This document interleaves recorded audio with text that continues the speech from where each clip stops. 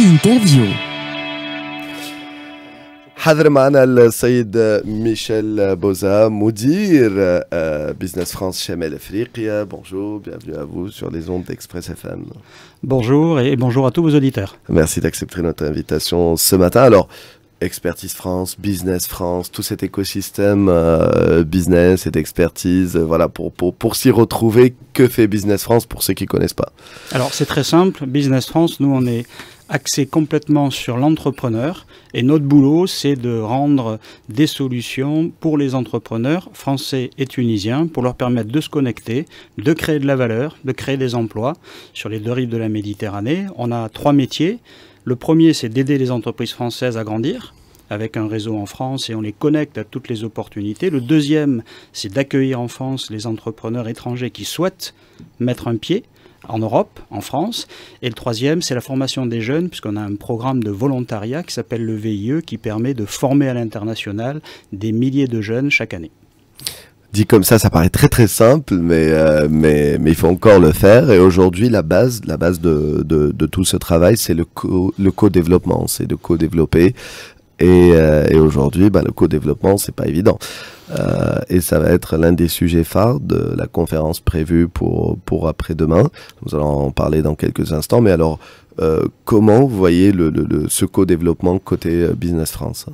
Alors, c'est fondamental, hein. Surtout quand on se place en Méditerranée et qu'on est dans cette configuration de pays en fait qui ont des relations historiques depuis très très longtemps, des relations entrepreneuriales et avec surtout des implantations croisées très fortes.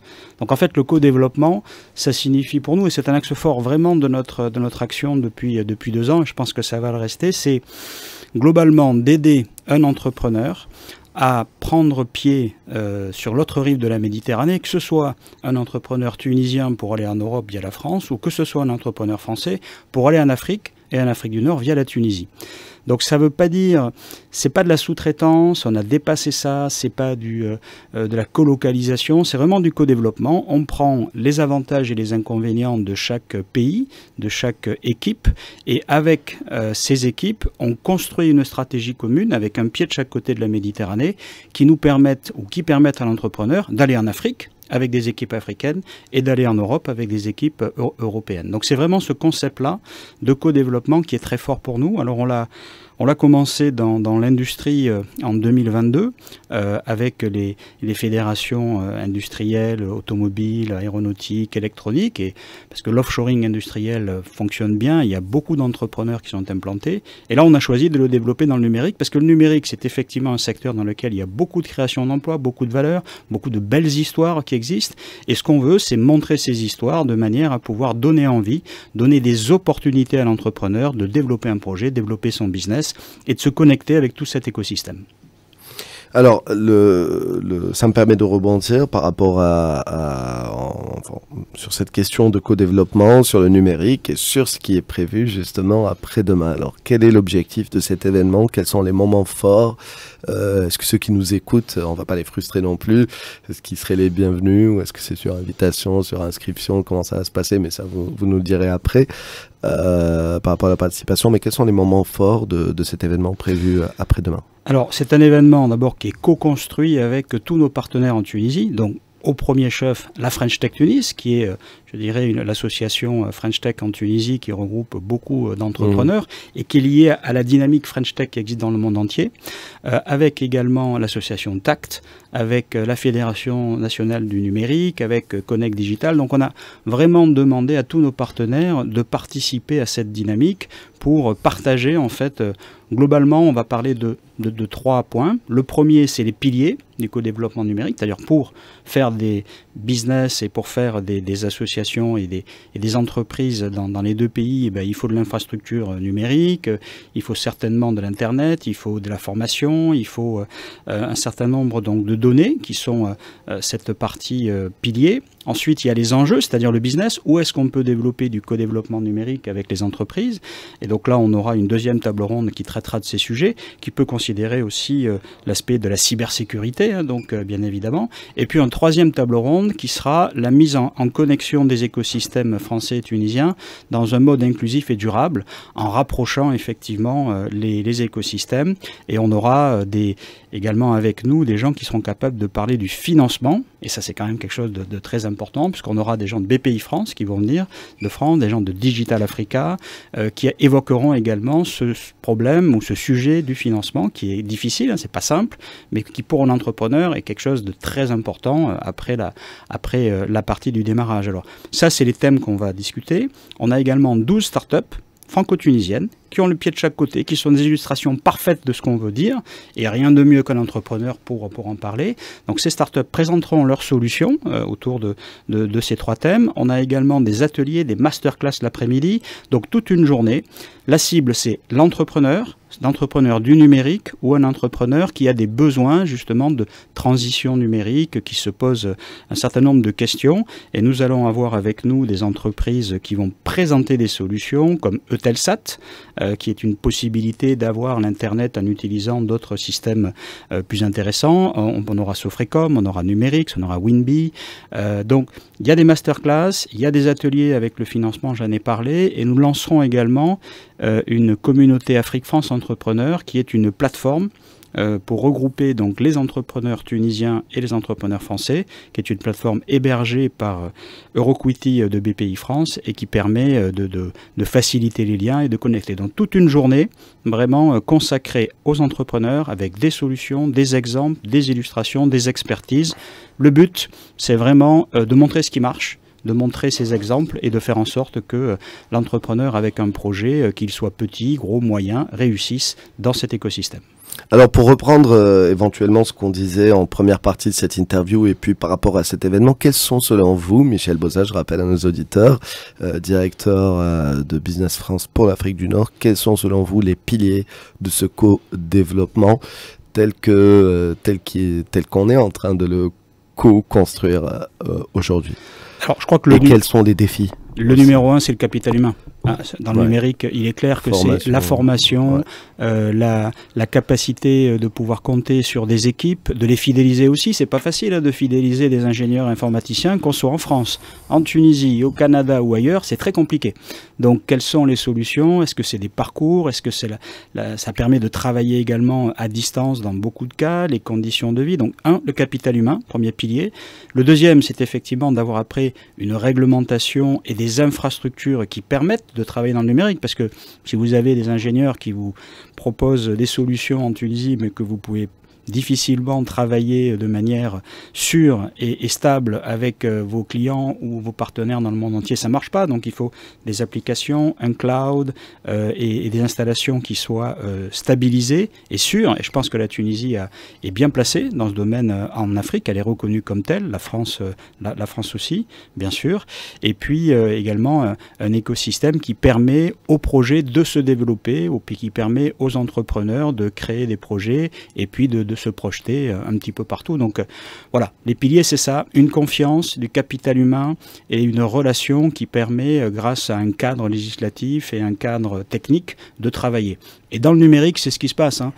J'ai pas de chiffres précis sur les implantations françaises en Tunisie, mais des noms comme Sofrecom, des noms comme Segula Technologies, comme Odo, comme Sagemcom sont connus. C'est des milliers d'emplois aujourd'hui en Tunisie et des emplois stables, qualifiés. Il y a beaucoup d'entreprises tunisiennes aujourd'hui qui vont en France aussi parce qu'ils ont besoin de se rapprocher de ses clients. Ça ne veut pas dire qu'on abandonne un pays pour aller dans l'autre, ça veut dire qu'on grandit à l'international. C'est ça la thématique qu'il faut retenir. Et dans ces deux cas, on a bien évidemment des services d'accompagnement. Nous en faisons partie, Business France, pour prendre la main de l'entrepreneur et l'aider à bâtir ce chemin pour grandir ensemble, en fait, entre des entrepreneurs français et tunisiens et réussir. Puisqu'un entrepreneur, son DNA, c'est ça. Il a un projet, il transforme, il a des équipes, et puis ensuite, il faut qu'il gagne de l'argent, parce que c'est son modèle, et c'est ce qui lui permet ensuite de payer ses employés.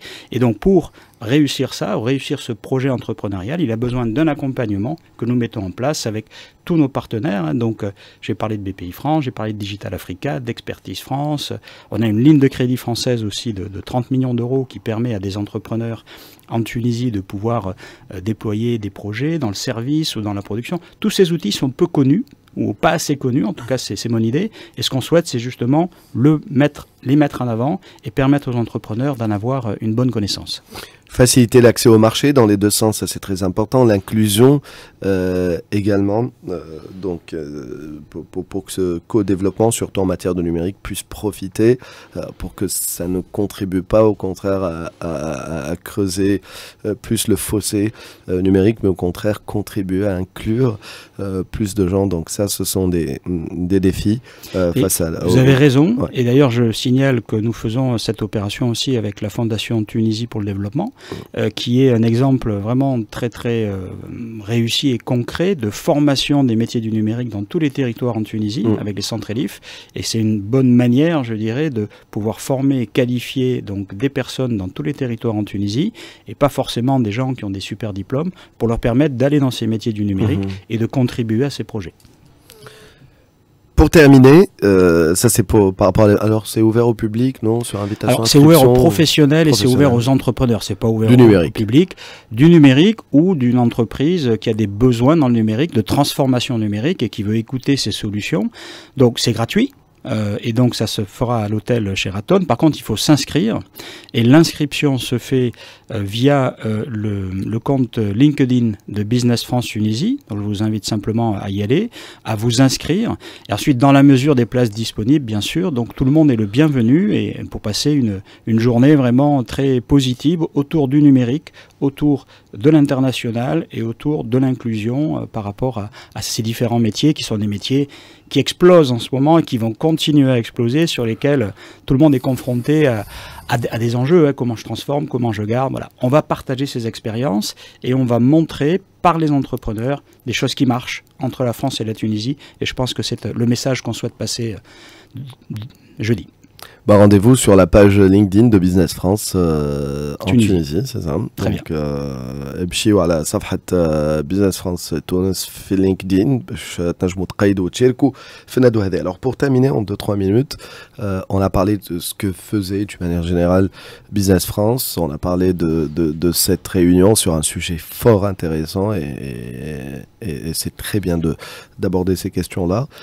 Ma dernière question, c'est par rapport à Business France en Tunisie. Quelles sont, à part ce qu'elle fait d'une manière générale, quelles sont peut-être les 2-3 priorités, les sujets sur lesquels vous allez travailler sur les prochains mois ou les 2 prochaines années, comme le co-développement numérique par exemple?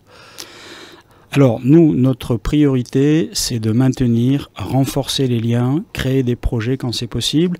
La conjoncture mondiale, elle est compliquée, hein, elle est difficile pour tous les pays, c'est normal. Par contre, on a des fondamentaux entre la France et la Tunisie qui sont très forts. D'abord, le volume de nos échanges, hein, je rappelle que c'est 8,2 milliards d'euros, le volume des échanges entre la France et la Tunisie, avec à peu près 1400 entreprises françaises implantées ici, qui représentent 150 000 jobs. Donc pour nous, c'est maintenir ces relations, les développer, et en particulier dans certains axes. Alors, le numérique, c'en est un. Le deuxième qui est très fort, c'est la décarbonation.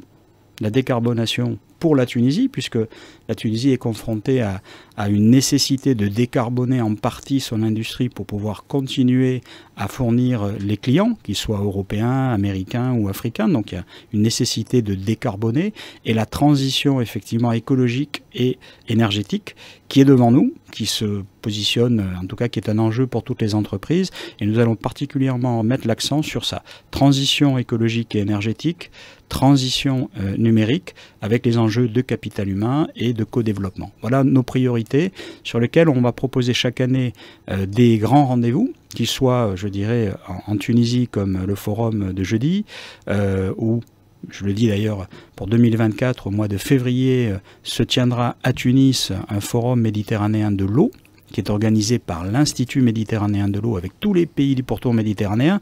Je crois que l'eau, c'est stratégique et c'est très important, donc il va falloir en parler. Ça se fera à Tunis pour toute la Méditerranée en février, donc ça c'est des rendez-vous. Et également en France, où nous avons la possibilité de convier, d'inviter des entrepreneurs en France pour leur faire rencontrer des entreprises, pour les faire participer à des événements comme Vivatech, comme Polytech, et nous continuerons à le faire avec cette priorité, être utile aux entrepreneurs et être utile dans la relation entrepreneuriale entre les deux pays. Merci beaucoup, Michel Bauza, d'avoir accepté de répondre à nos questions ce matin. Donc, rendez-vous est pris pour jeudi. Il y aura plusieurs des émissions en direct sur place. Donc vous pouvez suivre, je dis à nos auditeurs, mais c'est toujours mieux d'être sur place. C'est pas, je parle comme ça, je sais pas s'il y a encore des places, mais allez-y sur la page LinkedIn de Business France Tunisie pour vous inscrire et voilà, assister sur place. Ça sera après-demain et ça sera autour du co-développement avec le focus numérique. Donc c'est des questions très importantes. Donc que ce soit vous êtes dans le monde du numérique ou alors vous-même vous êtes une entreprise mais qui cherche à mener sa transition ou sa transformation digitale. Donc je pense que cet événement est fait pour vous. Merci beaucoup. Merci beaucoup. أقعد معنا فاصل قصير موعد أخبار 8:30 مع الرياضة وراجعين بعد شوية في برنامجكم إكسبريسو.